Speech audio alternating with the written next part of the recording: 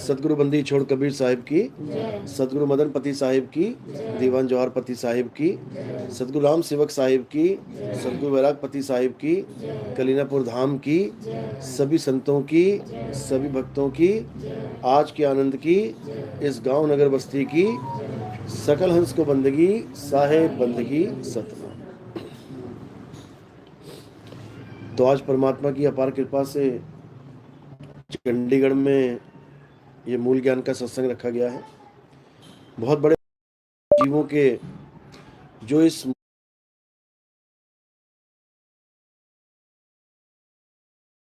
मूल जीवन काल में एक बार भी सुन पाते हैं, और उससे भी बड़े भाग होते हैं उन जीवों के जो इस ज्ञान को थोड़ा सा भी समझ पाते हैं। क्योंकि इसको सुनना आसान है, आए बैठे घंटा 2 घंटा सुन के चले गए, लेकिन इसको समझना बहुत मुश्किल है।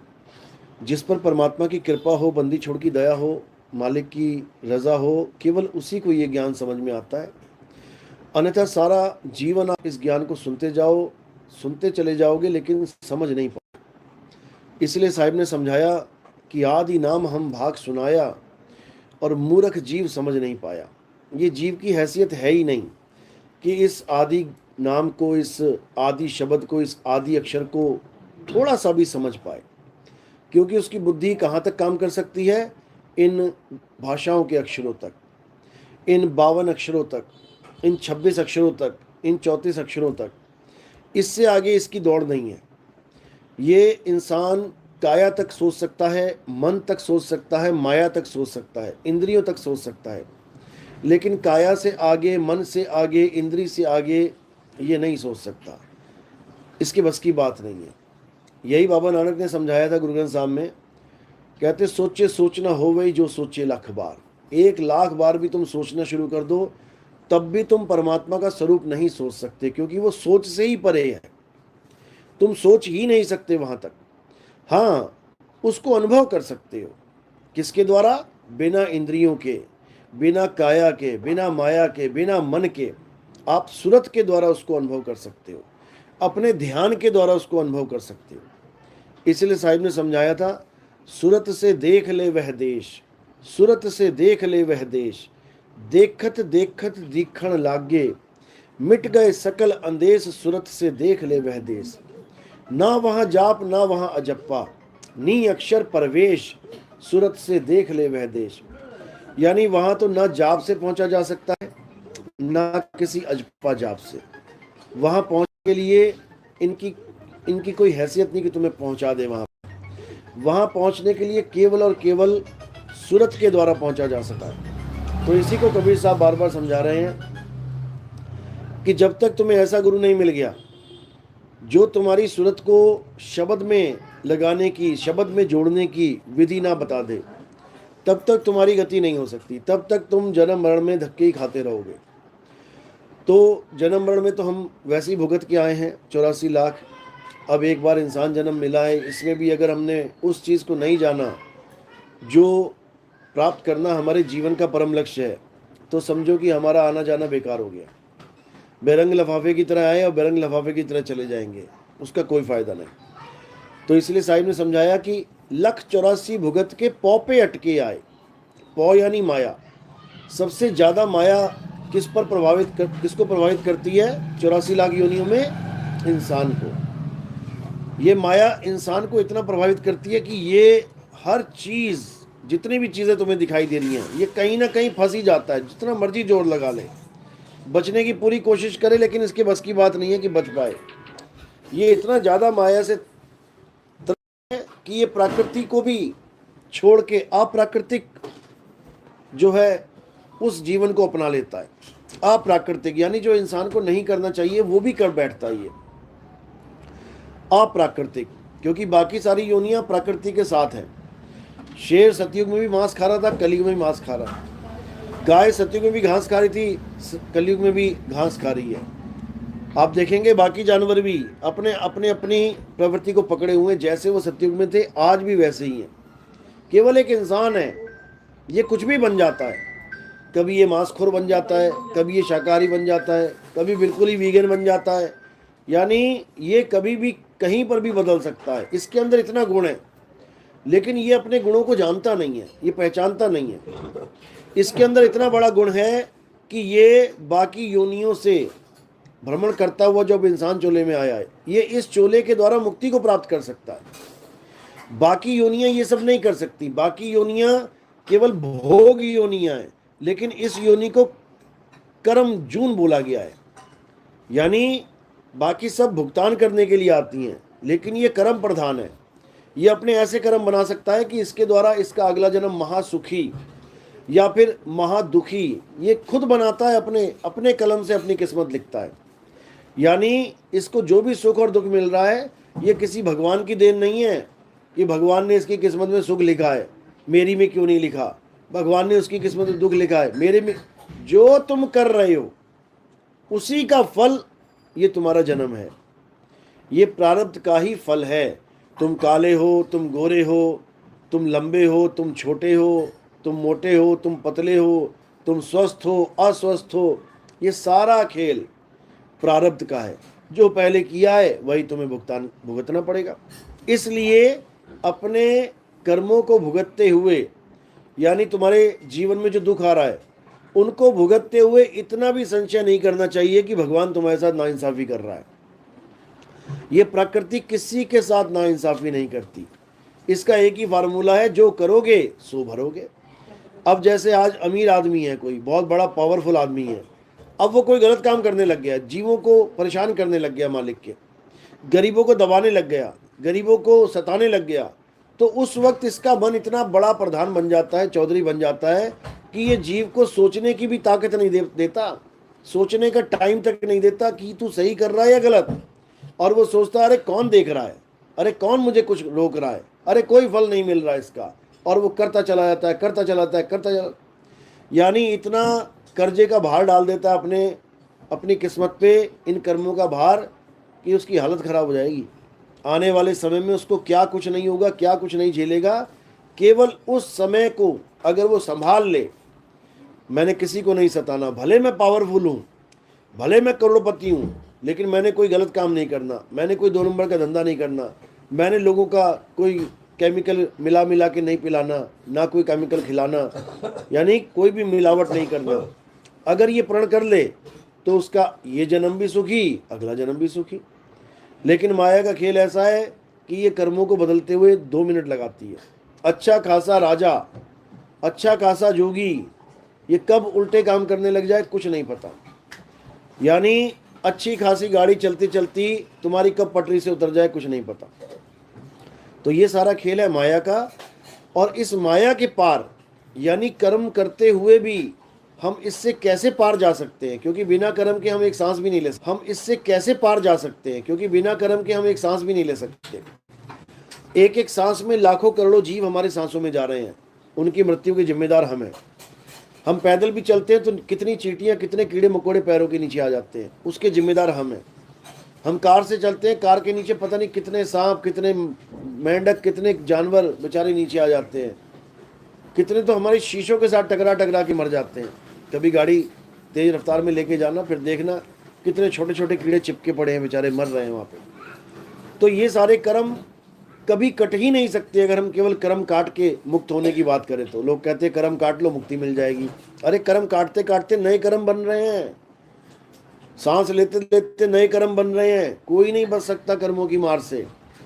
कर्मों से बचने का एक ही रास्ता है, जब हमें भेदी सदगुरु मिल जाए और हमें कर्ता होते हुए अकर्ता रहना सिखा दे। यानी काम तो हम ही करेंगे, लेकिन काम करते हुए भी हम नहीं करेंगे, अकर्ता होके हर कर्म होगा। यानी काम कौन करेगा? मन, माया, 3 गुण, 5 तत्व। और अकर्ता कौन हो जाएगा? ये जीव अकर्ता हो जाएगा, क्योंकि ये कभी कुछ करता ही नहीं है। इसको भ्रम में डाल दिया जाता है, किसके द्वारा? मन के द्वारा, कि तू कर रहा है, तू कर रहा है, तू कर रहा है। ये कर्ता बन बैठता है। अब जब कर्ता बन गया तो फिर भोक्ता भी बनना पड़ेगा। इसीलिए नानक साहब ने वाणी में क्या लिखा? जब लग जानू मैं हूं कर्ता, तब लग गर्भ जून में फिरता। जब लग जानू बैरी मीत, तब लग नहीं चल ना ही चीत। यानी जब तक मैं ये सोच के काम कर रहा हूं कि मैं करता हूं, मैं ही कर रहा हूं, मेरे द्वारा ये हो रहा है, तो कहते हैं कि ये अगले जन्म में आने की तैयारी कर ली इसने। कोई काम तुम नहीं करते हो। बिल्कुल दिमाग में ये नहीं रखना है कि कोई काम मैं कर रहा हूं, बिल्कुल नहीं कर रहा हूं। ये सारे काम प्रकृति कर रही है, अपने हिसाब से कर रही है। तुम केवल ताकत दे रहे हो, तुम केवल इसको एनर्जी दे रहे हो। तुम्हारा इस्तेमाल केवल एनर्जी लेने के लिए किया जा रहा है। सारे काम कौन कर रहा है? मन, माया, 3 गुण, 5 तत्व, 10 इंद्रियां, यही कर रहे हैं। तो इसी को समझाया जा रहा है कि अपने आप को कर्ता मत मान, अपने आप को अकर्ता मान के जीवन जी। तो जब अकर्ता मान के जीवन जिएंगे तो हमारे ऊपर कोई दोष नहीं आएगा, हमारे ऊपर कोई कर्म फल लागू नहीं होगा। जब लग जानू मैं हूं करता, तब लग गर्भ जून में फिरता। और जब लग जानू बैरी मीत, तब लग नीचल नाही चीत। यानी कोई आपके बारे में गलत बोल रहा है, कोई आपको परेशान कर रहा है, ठीक है, कोई बात नहीं, बहुत कुछ करना पड़ता है जीवन में।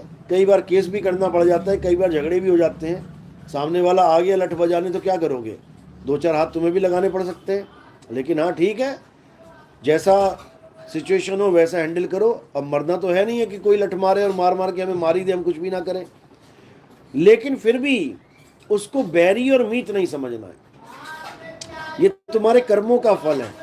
कोई तुम्हें गाली भी दे रहा है तो कर्मों के फल की वजह से, कोई तुम्हें मार रहा है तो कर्मों की फल की वजह से, कोर्ट में केस लगे हुए हैं कर्मों की फल की वजह से। यानी हर काम इस दुनिया में जो भी तुम्हारे साथ हो रहा है, ये तुम्हारे ही कर्मों का फल है।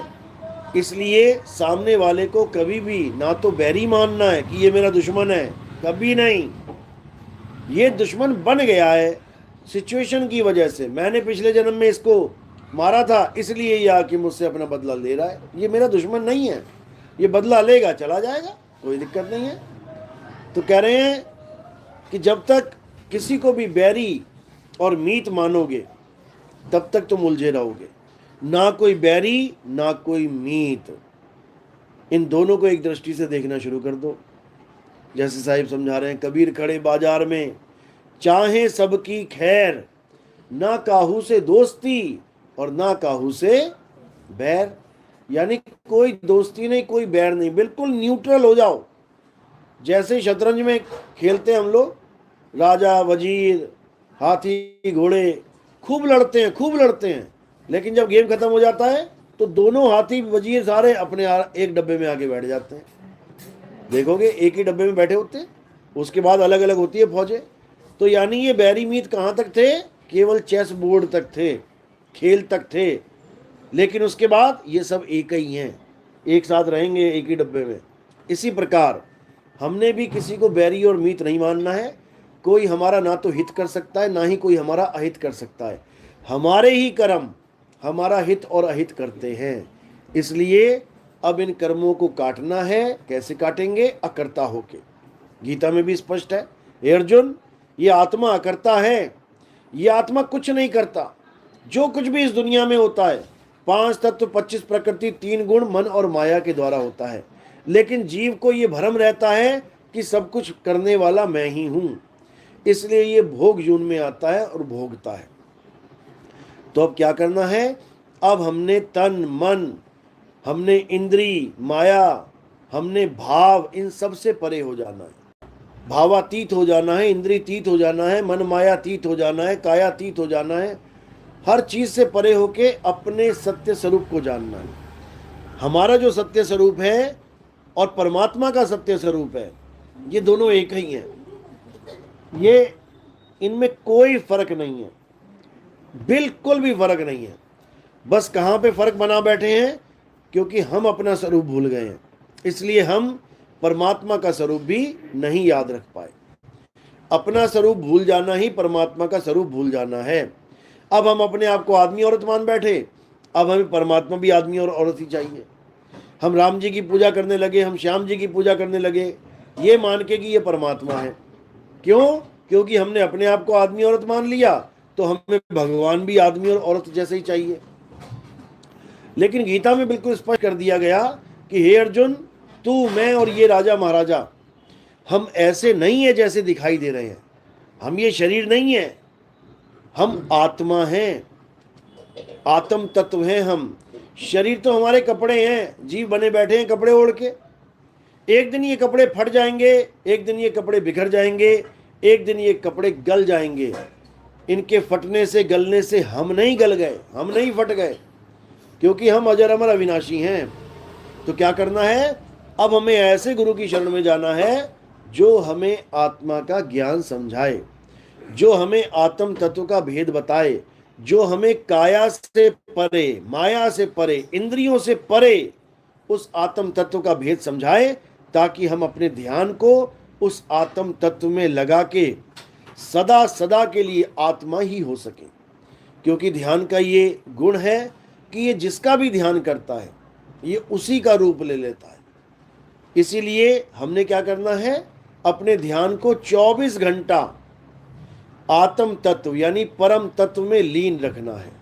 साहिब यही समझा रहे हैं, श्वासा की कर सिमरनी, कर अजपा का जाप, परम तत्व का ध्यान धर, सो हम आपे आप। कहते हैं अगर किसी का ध्यान करना है तो परम तत्व का ध्यान धर, और तू क्या हो जाएगा, सोहम आपे आप, तू ही सोहम हो जाएगा, यानी तू ही परमात्मा का स्वरूप हो जाएगा। तुझ में और परमात्मा में कोई भेद नहीं रहेगा। परमात्मा में परम क्यों लगता है, क्योंकि वो जीव अवस्था से ऊपर का ज्ञान है। जीव भी अमर है, परमात्मा भी अमर है, लेकिन जीव पूजनीय नहीं है। जीव अज्ञानता का नाम है। जीव का मतलब क्या है, जो अपने आप को आदमी और औरत समझे वो जीव है। जो अपने आप को बच्चा, बूढ़ा और जवान समझे वो जीव है। जो अपने आप को पैदा होने वाला और मरने वाला समझे वो जीव है। वो जीव है, वो डरा हुआ जीव है, वो मौत से डरता है जीव। लेकिन जब इसको अपना स्वरूप ज्ञान हो जाता है तो इसका डर खत्म हो जाता है। फिर इसको यह समझ में आ जाता है कि मैं कभी मरूंगा नहीं, हाँ शरीर छोड़ूंगा, और शरीर छोड़ने की विधि इसको गुरु से प्राप्त हो जाती है। तो ये 24 घंटे शरीर को छोड़ने की क्रिया में लग जाता है। 24 घंटे ये एक ही क्रिया में लगता है जिसे कहते हैं काया से रहित हो जाना, यानी देह से विदेह हो जाना। अब ये 24 घंटे अपनी सूरत को एकाग्र करके अपने गुरु के बताए हुए स्थान पे, अपने गुरु के बताए हुए नाम पे, अपने गुरु के बताए हुए शब्द पे लगाना शुरू कर देता है। इसी को कहते हैं निशाना साधना, यानी ध्यान का निशाना आत्म तत्व में साधने लग जाता है। तो साहिब समझा रहे हैं, निशाना कोई मारे संत सुजान, यानी जिसका निशाना जहां लगेगा वही गति प्राप्त हो जाएगी। इसीलिए बोला अंतमता सोगता। तो अब क्या करना है, अब हमें क्या प्राप्त करना है पहले ये जान लो। आत्मा सत्य है, आत्मा को छोड़ के सब असत्य है। अगर तुमने आत्मा के अलावा किसी भी चीज पे उंगली रख दी, आत्मा के अलावा किसी भी चीज का निशाना साध लिया, तो आप असत्य को ही प्राप्त होगे। A to Z, चाहे वो गुरु की काया हो, चाहे वो गुरु का नाम हो, चाहे वो इस संसार का कोई धाम हो, चाहे मंदिर मस्जिद गुरुद्वारा चर्च हो, चाहे सतलोक अलग लोक अगम लोक अनामी लोक हो, क्योंकि वो तो लोक है, आत्मा थोड़ी नहीं है। और सत्य क्या है, केवल आत्मा सत्य है, लोक सत्य नहीं है। क्यों, क्योंकि लोक बनते और बिगड़ते हैं, आत्मा कभी बनती और बिगड़ती नहीं है। तो जो बन जाए और बिगड़ जाए वो असत्य है, जो कभी ना बने कभी ना बिगड़े वो सत्य है। तो उसी का भेद बताते हुए कृष्ण जी ने समझाया कि हे अर्जुन, अध्याय 3 17वां श्लोक, जो सत्य को पाना चाहते हैं वो क्या करें। हे अर्जुन, जो आत्मा में रमण करते हैं, जो आत्मा में तृप्त हैं, जो अपनी आत्मा में संतुष्ट हैं, उनके लिए कोई धार्मिक कर्म कर्तव्य लागू नहीं होता। उनको कोई पूजा पाठ हवन यज्ञ कुछ करने की जरूरत नहीं। उनको किसी वेद पुराण गीता भागवत पढ़ने की जरूरत नहीं। उसको कोई ग्रंथ पढ़ने की जरूरत नहीं। उसको कोई कलमा कुरान पढ़ने की जरूरत नहीं। हर चीज से निवृत्त हो जाता है और उस परम तत्व में समा जाता है, जिसमें समाना उसके जीवन का लक्ष्य है। बस इतना अगर समझ में आ गया तो समझ लो कि अब आपकी गाड़ी, जो जीवन की गाड़ी है, वो पटरी पे आना शुरू हो गई है। और धीरे धीरे धीरे धीरे उस चीज का जब अनुभव हो जाएगा तब आपको समझ में आएगा कि इतने बड़े बड़े ग्रंथ कैसे लिख गए ये संत लोग। ऐसा क्या मिल गया उनको कि उन्होंने इतने हजारों पन्ने लिख डाले केवल महिमा गाने के लिए। ये नहीं लिख पाए कि परमात्मा होता कैसा है, ये नहीं बता सकता कोई। हाँ, संकेत में बता दिया कि परमात्मा शब्द है, परमात्मा अखंड है, परमात्मा अजर है, अमर है, अविनाशी है, ये सब तो बता के चले गए, लेकिन परमात्मा का स्वरूप क्या है, उसका स्वरूप क्या है, यथार्थ ज्ञान क्या है, यथार्थ बोध क्या है, यथार्थ अनुभव क्या है, ये कोई नहीं बता के गया। क्यों? ये बताने की चीज ही नहीं है, ये अनुभव करने की चीज है। करंट का नाम, करंट के गुण तो लिख के चले गए सारे किताबों में, लेकिन करंट का झटका लगता कैसे है, ये कोई तुम्हें अनुभव नहीं करवा सकता। किताबों के द्वारा, वाणी के द्वारा, लेख के द्वारा, 52 अक्षरों के द्वारा कोई अनुभव नहीं करवा सकता। ये अनुभव कब होगा?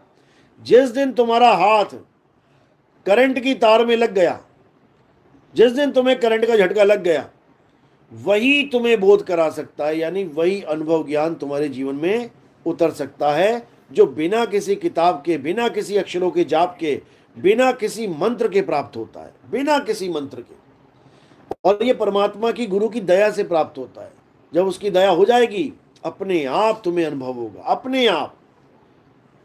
कहते करे करावे आपे आप, मान उसके नहीं कुछ भी हाथ। कोई गलती से मत सोच लेना अनुभव होने के बाद भी कि ये तुमने खुद से किया है। एक अंधा कितना ही जोर लगा ले, आंख वाले को नहीं पकड़ सकता, कितना ही जोर लगा ले नहीं पकड़ सकता। ये आंख वाला है जो दया करके अपना हाथ बढ़ाता है कि ले बेटा पकड़ ले मेरा हाथ। इसी प्रकार परमात्मा अपना अनुभव स्वयं करवाता है। कोई गलती से भी ना सोच ले कि मैंने किया, मैं बैठा, मैंने भक्ति करी इसलिए अनुभव हुआ, बिल्कुल नहीं। ये उसकी दया है, ये उसकी बख्शीश है, समझ लो।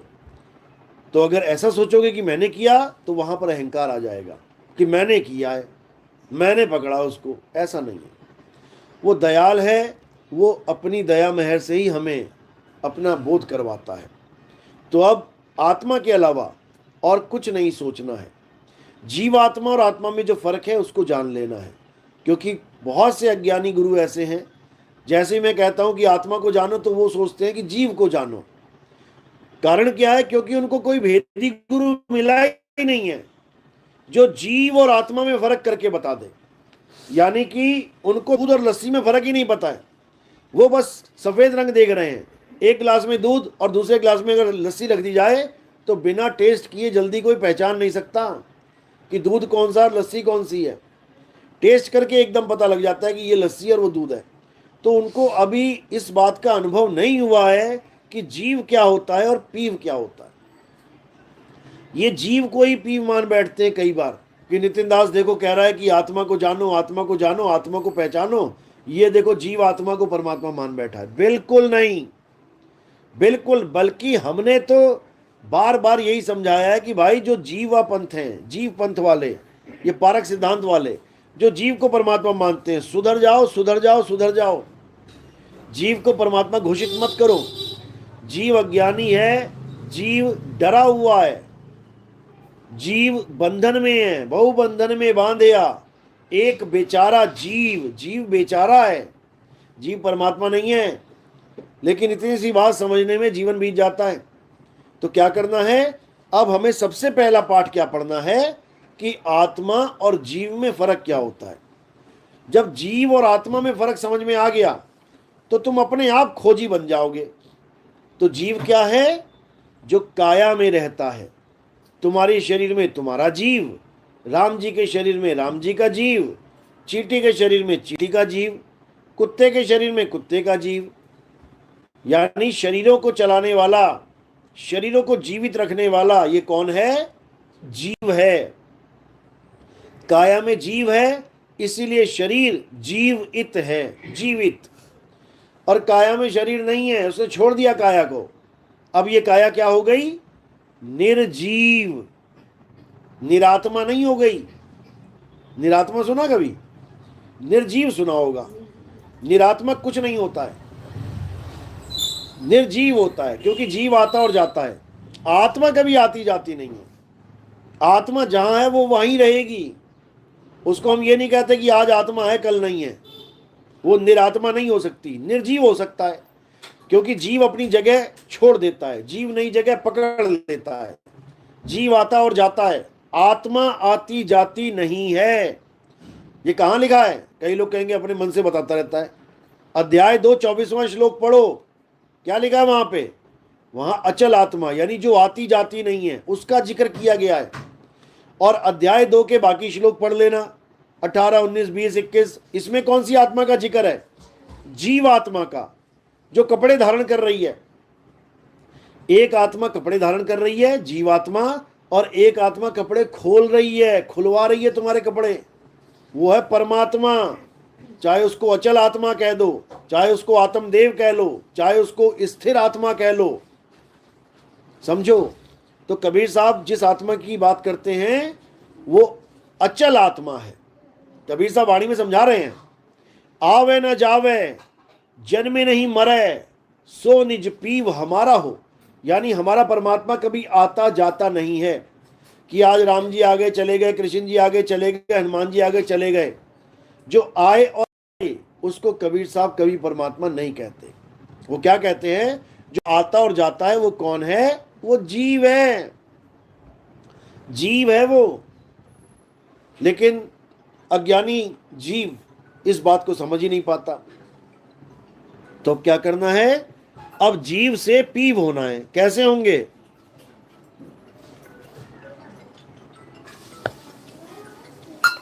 उसका भेद भी संतों ने बताया है। क्या बताया है? कोटि तो ब्रह्मा भय और कोटि भय ईश, साहिब तेरी बंदगी से ये जीव होए जगदीश। यानी बंदगी करनी पड़ेगी इसके लिए। बंदगी का मतलब क्या है? सच्ची भक्ति। बंदगी का मतलब ये नहीं है कि पूजा पाठ हवन यज्ञ करना पड़ेगा, नमाज पढ़नी पड़ेगी, या कोई आरतियां गानी पड़ेंगी, या कोई अरदास करनी पड़ेगी, या कोई प्रेयर करनी पड़ेगी चर्च में जाके। बिल्कुल नहीं। साहिब तेरी बंदगी से जीव होए जगदीश, यानी तुम्हें सत भक्ति प्राप्त करनी पड़ेगी। सत भक्ति यानी ऐसी भक्ति जिसका कभी नाश ना हो। कितने प्रकार की भक्ति बताई कबीर साहब ने? 4 प्रकार की भक्ति। कौन कौन सी? जाप, अजपा, अनहद और सार शब्द। तो सत भक्ति क्या है? जिस भक्ति का कभी नाश नहीं होता। और असत्य भक्ति जिसका नाश हो जाता है, खिर जाती है, खंडित हो जाती है, खत्म हो जाती है। तो कौन सी भक्तियां खत्म होंगी? जाप मरे, अजपा मरे, अनहद भी मर जाए, और सुरत समाये शब्द में वाको काल ना खाए।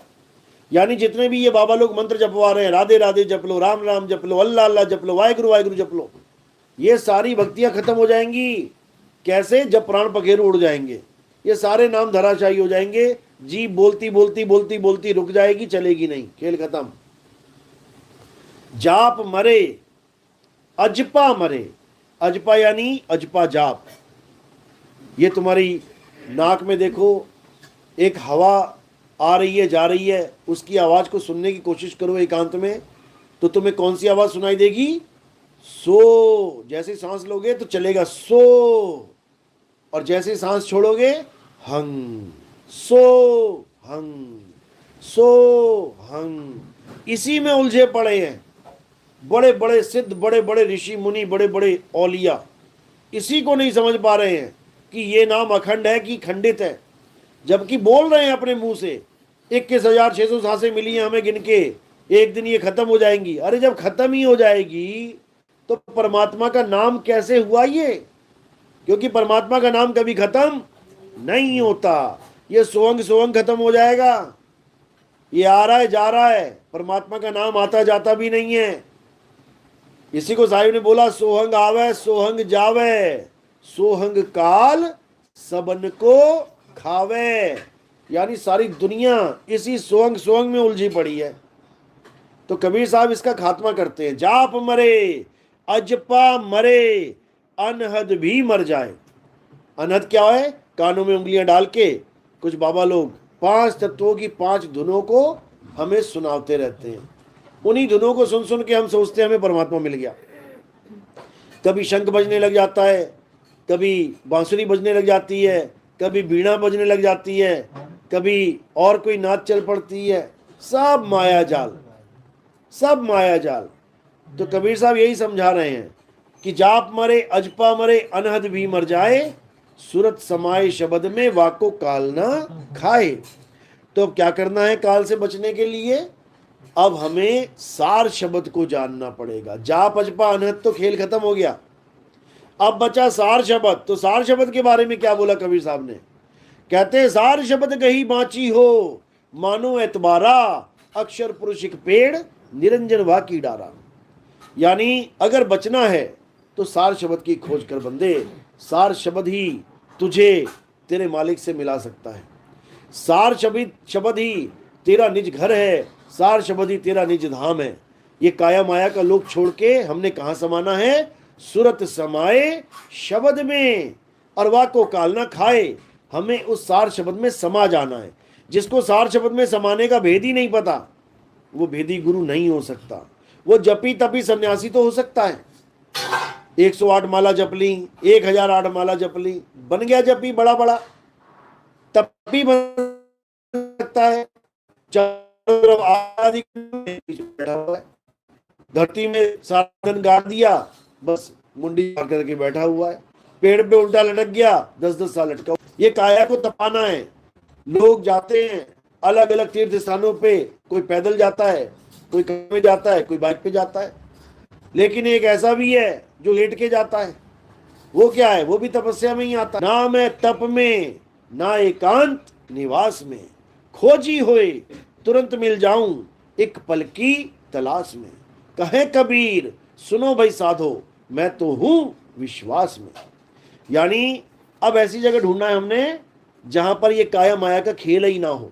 नहीं प्राण में, नहीं पिंड में, ना ब्रह्मांड आकाश में, ना मैं त्रिकुटी भंवर गुफा में, ना श्वासों की श्वास में। खोजी होए तुरंत मिल जाऊं, एक पल की तलाश में। और कहे कबीर सुनो भाई साधो, मैं तो हूं विश्वास में। यानी अब ऐसा गुरु मिल जाएगा तुम्हें जो तुम्हें तुम्हारा स्वरूप बता देगा। तुम काया नहीं हो, तुम माया नहीं हो, तुम आदमी औरत नहीं हो, बच्चा बूढ़ा जवान नहीं हो। तुम क्या हो? तुम एक आत्मा हो। जब तुम्हें अपनी आत्मा के बारे में समझ में आ जाएगा, तब तुम्हारी लगन लगेगी अपने आप को पाने की। साहिब कह रहे तू सिमरन किसका करे? अरे तू ही है आपे आप। तू जान तो सही अपने आप को। और जब तू अपने आप को जान लेगा तो क्या होगा? तो ही मोही, मोही तो ही, अंतर कैसा? फिर कोई अंतर ही नहीं है। लेकिन कब? जब तुम उसको जान लोगे तब। ये नहीं कि बैठा हुआ चोरी जारी कर रहा है, सारे दुनिया भर के कर्मकांड कर रहा है और गाता भी जा रहा है, तो ही मोही, मोही तो ही, अंतर कैसा? लग जाएगा अंतर पता। यानी जब तक तुम स्वरूप को जान ना लो, तब तक तुम और वो एक नहीं हो सकते। एक कहूं तो है नहीं, और दो कहूं तो गारी, जैसा है तैसा कहूं, कहे कबीर विचारी। तो साहिब ने वाणियों में कोई कसर नहीं छोड़ी, लेकिन ये जीव बेचारा भटक रहा है, नहीं समझ में आ रहा इसको बात। तो अब क्या करना है? अब बचना चाहो काल जाल से, तो चीनो शब्द हमारा, और कहे कबीर अमर कर राखूं, जो निज होए हमारा। अब इस माया के जाल से बचना है, क्योंकि ये इतनी बड़ी ठगनी है, इससे कोई बच नहीं सकता। माया महा ठगिनी हम जानी। लेकिन कैसे बचेंगे? इस माया को समझ के, जान के। जैसे ये संसार भी एक माया है, कैसे बचेंगे? बिना घर के रह सकते हो क्या? बिना बच्चों के रह रहे हो क्या? बिना बीवी के रह रहे हो क्या? बिना नौकरी के, बिना पैसों के रह रहे हो क्या? बिना काया के रह रहे हो क्या? यानी रहना इसी में ही है, लेकिन इससे बच के भी रहना है साथ में। ये कब होगा? जब स्वरूप ज्ञान होगा, तब होगा। यानी माया में रह के भी माया में लिप्त नहीं हो पाओगे। कमल रहेगा कीचड़ में, लेकिन रहेगा कीचड़ से परे। ये तब बात बनेगी। इसी को बाबा नानक ने भी समझाया। उन्होंने ये नहीं कहा कि तुम माया का त्याग कर दो। माया का त्याग करके कहाँ जाओगे? जंगल में बैठोगे जाके? उन्होंने क्या बोला? जैसे जल में कमल निरालंब, मुर्गा भी निशाने। मुर्गा भी क्या करती है? पूरा दिन पानी में मछलियां पकड़ेगी, पूरा दिन डुबकियां मार मार के, लेकिन निशाना कहाँ लगा रखा उसने? अपने घर का। जैसे ही शाम होगी फुर्र से उड़ जाएगी, वो सारा तालाब वहीं रह जाएगा, मछली वहीं रह जाएगी। एक भी मछली, एक भी तालाब, एक पानी की बूंद उसे आकर्षित नहीं कर सकती, क्योंकि उसने निशाना लगा रखा अपने घर का। जैसे ऑफिस में तुम लोग काम करते हो, तो जैसे ही 5 बजे कहाँ पहुंच जाते हो? सीधे घर की तरफ निकल पड़ते हो कि भैया हो गया, टाइम हो गया। अब उस ऑफिस में एक भी सीट, एक भी लैपटॉप, एक भी एसी तुम्हें आकर्षित नहीं कर सकता। ऐसा नहीं होगा कि वहां पर लॉकर है, लॉकर में लाखों रुपए पड़ा, तुम कहो मैं यही चिपक जाऊं। पड़ा है तो पड़ा है, जाने दे यार, हम चले अपने घर। इसको बोला जाता है जैसे जल में कमल निरालम, मुर्गा भी निशाने, निशाना लगा रखा है मुर्गा भी ने कि इसको छोड़ के निकल जाना है। सुरत शब्द भव सागर तरिए, नाम जाप की बात नहीं चल रही है, किसकी बात चल रही है? सुरत शब्द। अब क्या है सुरत, क्या है शब्द, ये भी नहीं पता इन गुरुआ लोगों को। और बड़े बड़े पंथ चला के बैठे हैं, अरबों की संपत्तियां इकट्ठी करके बैठ गए। अपनी मौत का सामान कर लिया पैक इन लोगों ने, अपनी समाधि बना ली खुद ही, अपनी अर्थी बना ली लकड़ी डाल डाल के, अब इसी में जलेंगे ये लोग। कह रहे हैं जैसे जल में कमल निरालम, मुर्गा भी निशाने, सुरत शब्द भव सागर तरिए, नानक नाम बखाने, रहे एकांत एक मन वसिया। ये है तरीका। यानी तुम किसी के भी साथ रहो, कहीं पर भी रहो, लेकिन तुम्हें एकांत रहना है। एकांत यानी एक ऐसा जिसका अंत ही ना हो, उसके साथ जुड़ जाना है। रहे एकांत एक मन वसिया, एक ही मन में बसा होना चाहिए। सारे काम करते रहो, दुनियादारी करते रहो, लेकिन मन में एक ही चीज बसी होनी चाहिए। रहे एकांत एक मन वसिया, आशा मह निरासु। यानी जीवन कैसे जीना है हमने? आशा मह निरासु। मैं दुकान खोल के बैठा हूं, अच्छी बात है, पैसा कमाने के लिए। लेकिन अगर मैं ये सोच के बैठा हूं कि आज मैं बहुत सारे नोट कमाऊंगा और शाम तक नोट नहीं आए, तो क्या होगा? तो मैं दुख में चला जाऊंगा, डिप्रेशन में चला जाऊंगा, मैं दुखी हो जाऊंगा। अरे यार दुकान भी खोली थी यार, इतनी आस लगाई थी ग्राहक आएगा, आया ही नहीं। यानी किसकी लगा दी हमने आस? ग्राहक की। तो साहिब क्या कह रहे हैं? रहे एकांत एक मनवसिया, आशा मह निरासु।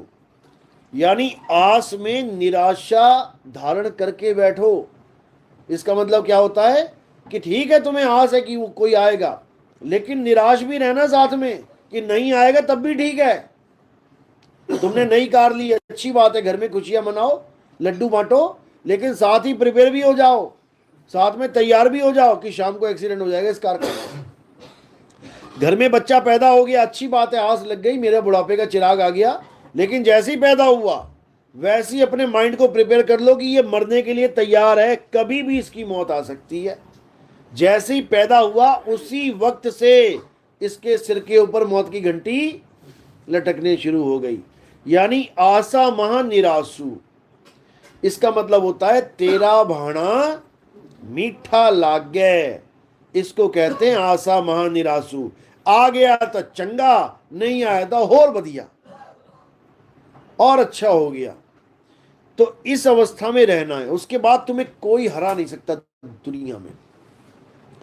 जिसका लक्ष्य जीत हो ही ना, जिसका लक्ष्य जीतना है ही नहीं, उसको कौन हराएगा?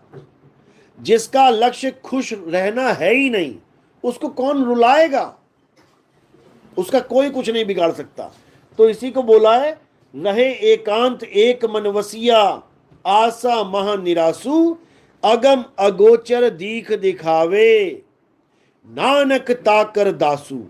अगम अगोचर, अगम यानी जहां तक किसी की गम ही ना हो। अपने सत्य स्वरूप को भी अगम कहते हैं, इसी को अविगत भी कहते हैं। अविगत से चला आया, यानी अपने स्वरूप से आया हूं मैं निकल के। कौन निकला स्वरूप में से? ये सूरत निकली स्वरूप में से। अब कहां समाई ये? जो मुक्ति होए स्वरूप में ही समाये जाके वापस। इसका स्वरूप क्या है? इसका स्वरूप शब्द है। हम हैं शब्द, शब्द हम माही, हमसे भिन्न और कछु नाही, शब्द ना बिन से देही, और कहें कबीर हम शब्द सनेही। तो इसी को समझना है। जब तक हमने ये नहीं जाना तब तक हमारा कल्याण नहीं हो सकता। इसीलिए बार बार संतों ने शब्द की महिमा गाई, इसीलिए बार बार संतों ने शब्द के भेद की बात करी कि शब्द भेदी गुरु मिल जाए तो कल्याण हो जाए। इसी को साहिब ने समझाया। कहते वस्तु कहीं और ढूंढे कहीं, कैसे लागे हाथ और गुप्त वस्तु तब मिले, भेदी लीजे साथ। भेदी लीना साथ में और दीनी वस्तु लखाए, कोटि जन्म का पंथ था, पल में पहुंचा जाए। पल में यानी जिसको पाने के लिए जन्मों जन्म लग जाएंगे, एक ही पल से स्टार्ट हो जाएगा काम, एक ही पल से तुम्हें अनुभव होने लग जाएगा। उसी वक्त से तुम्हें ऐसा अनुभव होने लग जाएगा जैसे तुम काया नहीं हो। कभी करके देखोगे तो पता लगेगा। तो धीरे धीरे धीरे धीरे धीरे परमात्मा तुम्हें ऐसा अनुभव दे देगा कि तुम्हें अपने स्वरूप का ज्ञान हो जाएगा। उसके बाद ना कहीं आना और ना कहीं जाना, आपे में आप समाना। फिर तुम कहां समा जाओगे? अपने ही स्वरूप में समा जाओगे, अपने ही स्वरूप में, अपने ही निज नाम में। क्योंकि तुम्हारा स्वरूप और परमात्मा का स्वरूप एक ही है। तुम्हारा निज नाम और परमात्मा का निज नाम एक ही है। इसी को बोला गया, सत्य स्वरूपी नाम साहिब का, सो निज नाम हमारा। तो यही जानना है, इसी से हमारा कल्याण होगा। इसके अलावा जो दुनिया में ज्ञान दिया जा रहा है, कोई मंदिर बन गए, मस्जिद बन गए, गुरुद्वारे बन गए, चर्च बन गए, ठीक है, शुरुआत बहुत अच्छी है। बच्चों को मंदिर जाना चाहिए, मस्जिद जाना चाहिए, गुरुद्वारे जाना चाहिए, चर्च जाना चाहिए, लेकिन किसको? केवल बच्चों को। स्कूल में किसको जाना चाहिए? बच्चों को। बूढ़ों को जाना चाहिए क्या? बूढ़े स्कूल जाएंगे, मजाक उड़ जाएगा। इसलिए मंदिरों में केवल बच्चों को जाना चाहिए, यानी जिनकी बुद्धि अभी बालक स्तर की है, जो भगवान को पत्थर मान बैठे हैं, जिनको ये समझ में आ जाता है कि भगवान पत्थर के हैं, वो बालक स्तर के लोग हैं, उनको मंदिर चले जाना चाहिए।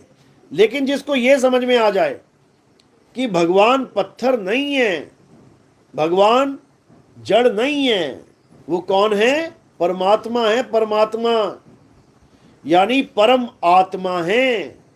तो परम आत्मा का मतलब पत्थर नहीं होता। परमात्मा पत्थर नहीं है। पत्थर तो जड़ है, पत्थर तो खंडित हो जाता है, पत्थर तो बेजान है, लेकिन परमात्मा बेजान नहीं है। परमात्मा पत्थर नहीं है, मूर्ति नहीं है, वो परम चैतन्य है, वो सत्य स्वरूप है। उसको जानना है। तो मंदिर, मस्जिद, गुरुद्वारा, चर्च जो भी है, शुरुआती दौर के लिए बहुत अच्छा है। इससे हमारी आस्था जुड़ती है भगवान से। इससे हमें अलग अलग भगवानों का, अलग अलग देवी देवताओं का, जिसका भी जो ज्ञान है सुनने को मिलता है।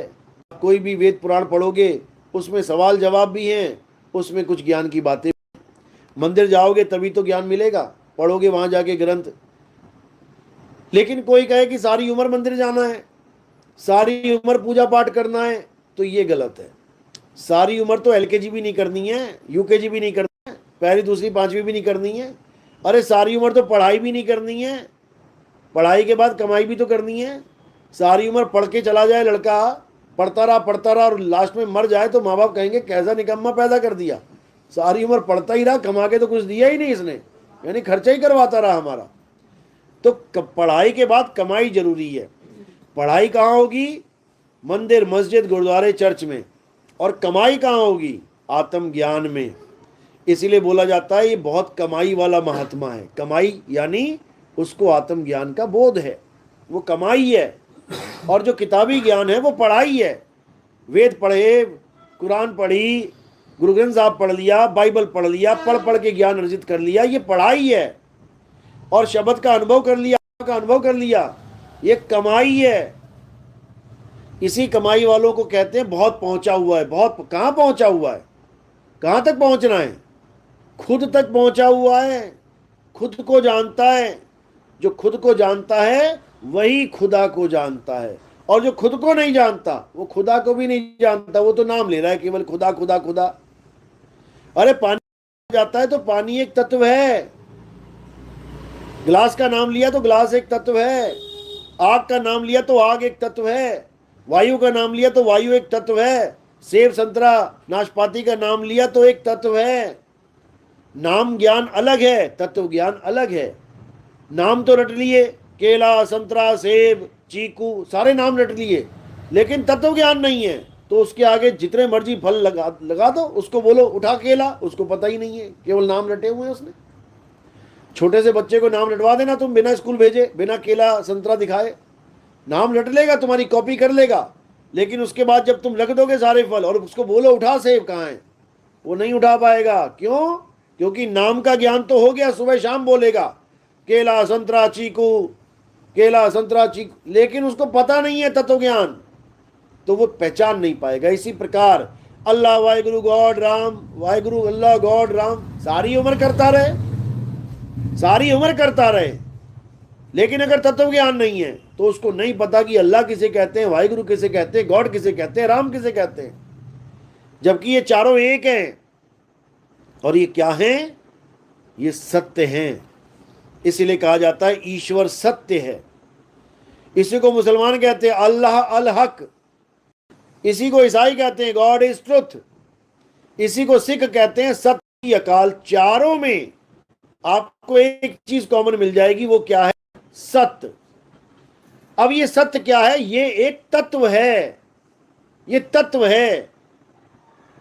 इस तत्व को जो जान गया वो अल्लाह को भी जान गया, वाहिगुरु को भी जान गया, गॉड को भी जान गया, राम को भी जान गया।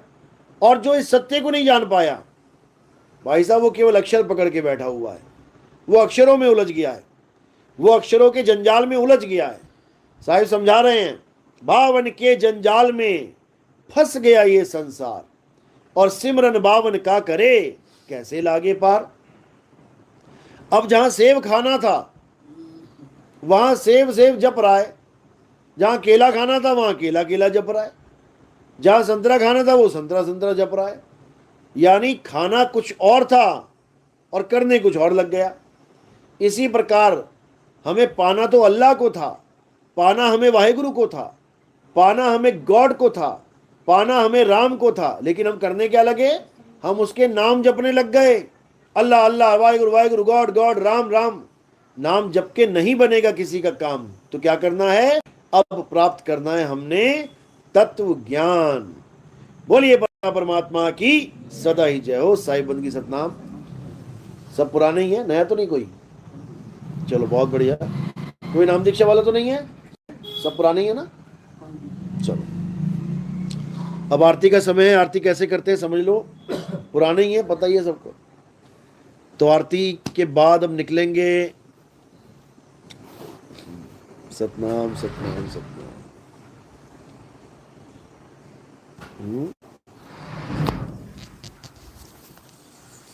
अगर गॉड वाज नेवर गॉड। आप मैसेज करो 9256111007 पे, आपकी शंका का समाधान कर देंगे।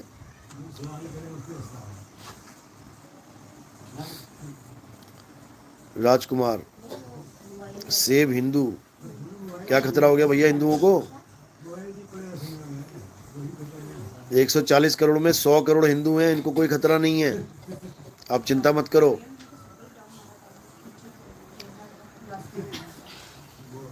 हिंदू तो अरब देश में जा जाके बस रहे हैं, 20-20 साल नौकरियां कर रहे हैं वहाँ पे मुसलमानों के बीच में।